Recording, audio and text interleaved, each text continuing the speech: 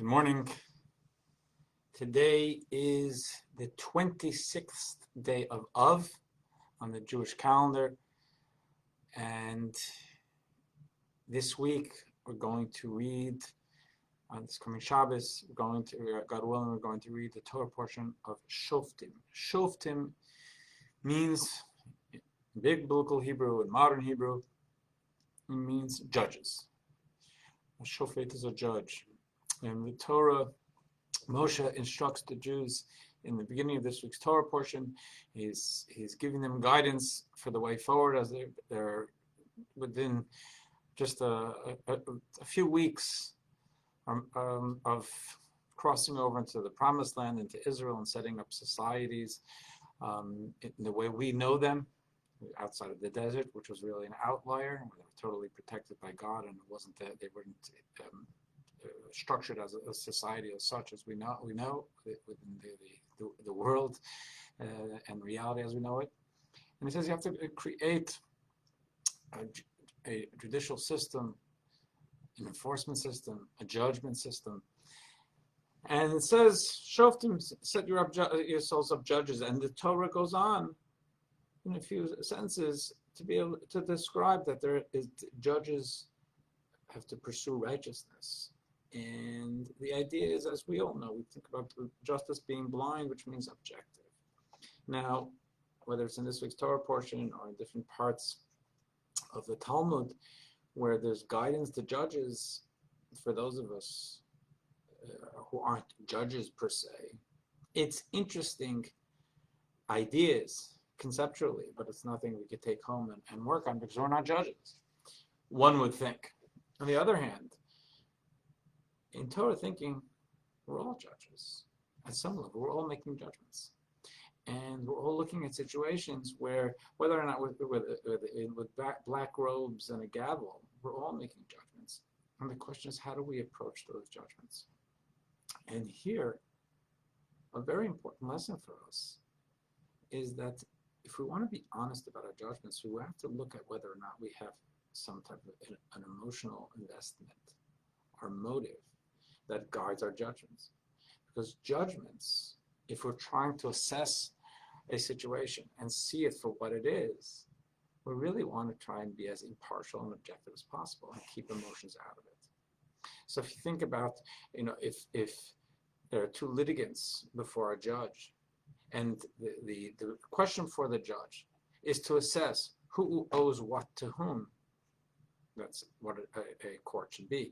If the judge seems to be upset, emotionally upset with one of the litigants, angered, disgusted, that's a human reaction, but that really shouldn't find its way into the judgment. The judgment shouldn't reflect a judge's emotion, either for a litigant or against the litigant. It's about facts and evidence. And whatever the judge feels about the litigants personally, that it should be really in the judge's mind. If we're talking about someone who has a judicial, a proper judicial attitude, they've got to hang that on a hook on the side until after the gavel has been struck. And then they can feel whatever they want, but they really shouldn't allow that to guide the sentence. So for us too, we have emotional positions. We're human, but we should try to be self-aware, to know where we're going by the facts or where we're allowing emotions to kick in. And to mention, and I try to stay away from politics because there's, for me, a lot to lose and not much to gain, except that I think we all need some guidance. And that's part of what I want to be able to do for myself and for everybody, for us. Disagreeing with a neighbor, a community member, with anyone, disagreeing on policy matters, that's the American way. Assess, judge, come to a conclusion, and voice it. Once it becomes personal, we're not a judge.